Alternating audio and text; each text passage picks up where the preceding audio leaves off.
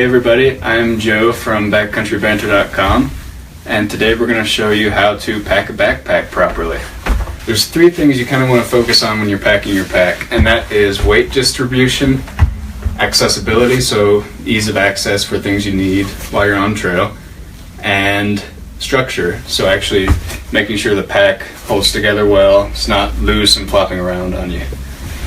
If you'll notice the way the pack sits on me here, it's kind of like a big lever. When you're packing your pack, you want your weight to be, first off, you want all of your weight to be on your hips. Your shoulders shouldn't be carrying any weight for you. It should all be going directly to your hips. Shoulder straps should be more of just a way to keep your pack vertical. Now for weight distribution, because this is a huge lever on your hips pivoting, you want your weight to be low and as close to your back as possible. So as your weight gets higher, it gets more leverage on you, it becomes more of a weight that kind of pulls you around.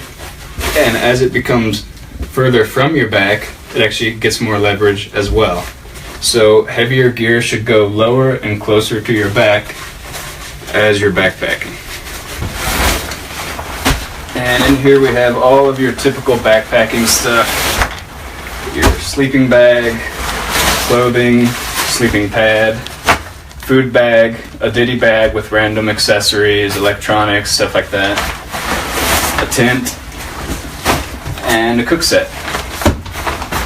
So every backpack's a little different. This one's a Gregory Zulu 55. It has a built-in frame, so it's pretty good at creating its own structure, but with other packs, some that have no frame at all or some that just have a foam frame sheet, packing with structure is going to help those packs carry a load better and be a little more sturdy as you're hiking. They're not going to wobble around on you or create too much trouble.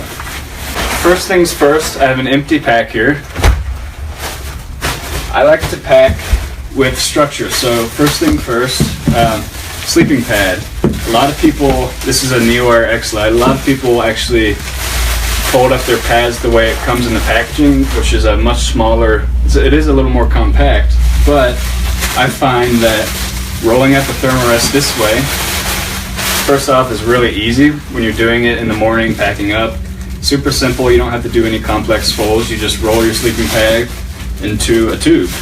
And not only is it easy, but it makes packing your backpack easier, and it actually provides some structure, which is essential for, like I said, non-framed backpacks. So first thing I do, take my sleeping bag or my sleeping pad roll, stuff it into the corner of the pack, and just it creates a vertical bar along this side of the backpack.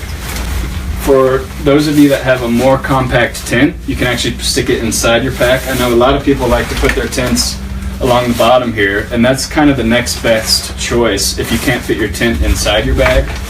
But if you can, this is another great way to create structure. And I'll stuff it just like I did the sleeping pad. You can see it's vertical here, and it'll be tucked into these two corners. And so what I've got is a vertical bar of my sleeping pad on the left side of the pack, and a vertical bar of my tent on the right side. And although this pack has a frame, if it didn't, these two vertical bars would create a lot of structure and help the pack to carry much better than normal. Not only that, but these two objects are two of the more heavier objects that you typically carry backpacking, so they're kept close to your back, therefore reducing the leverage they have on you. So now that we have those two vertical bars in there, we're going to take our sleeping bag or quilt, whatever you're using, and just stuff that down into the bottom of the pack. And what this does is creates a little structure, kind of creates a flat surface. It makes sure that the entire pack is pushed out so that it kind of creates a platform that you can add your gear on top of that, and just stabilizes everything. To give you an idea here, might be a little hard to see, but this side of the pack is a sleeping pad. This side of the pack is the tent, and right stuffed down in the bottom middle is the sleeping bag. And after stuffing that in, everything is held in place now, and it's a really easy bag to pack. So moving forward from there, I've got my clothing bag. And this has my down jacket, some other like long john spare clothing in it. A little heavy, not the heaviest object I have, but it is bulky. Also, another thing to think about is accessibility. Now, I'm not going to be using my clothing throughout the day, so I put it further down into the pack where I don't need to get it out. And again, you just kind of stuff it in, making sure it fits between the sleeping bag and then the two vertical bars, the tent and the sleeping pad.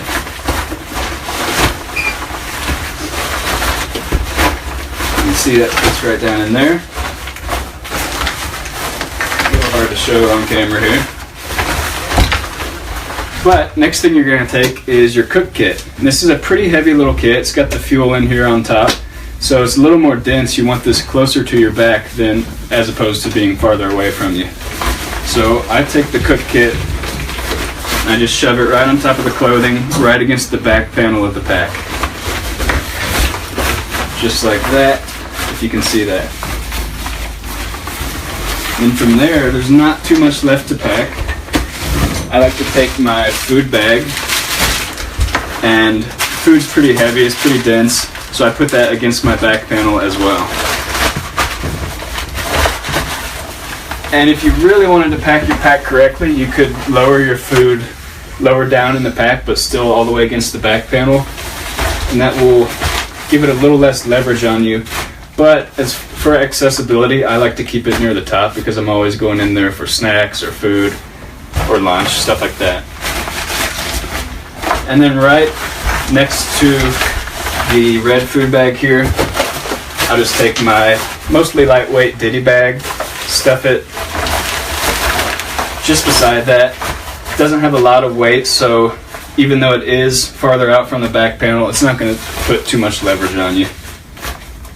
And once you have those in, you can seal up the pack and start to fasten it down.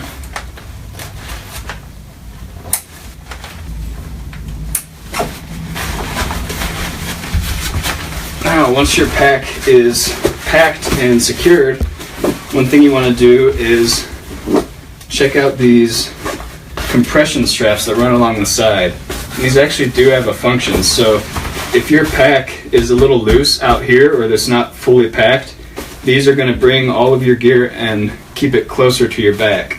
So you just tighten those down. They don't have to be really tight. That's just going to make sure there's no extra space for gear to move around on you.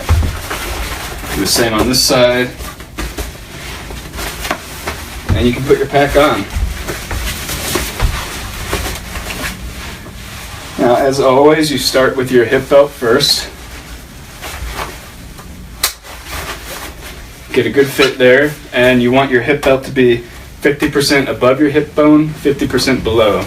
That's going to make sure it doesn't actually slide down your hips and it stays on top of you, putting that weight right into your hips, not on your shoulders. Once you get your hip belt on, you can crank down your shoulder straps. You don't want them tight, and what I actually do is crank them down and then back them off a little bit, just so I get a good pivot on the pack and the weight's not on my shoulders. Then you can take your chest strap. Chest strap is more of a comfort thing. Not everyone uses them, most people do, but it just kind of keeps your straps where you want them. And finally, you can take your load lifter straps, tighten those up. That brings the backpack close to your back, less leverage on you. And I like to pull them forward and then back them off just a touch so you have some good room on you. And that is how you pack a backpack. Thanks for watching. If you like what you're seeing, come check us out. We're Feral Mountain Co. in Denver, Colorado.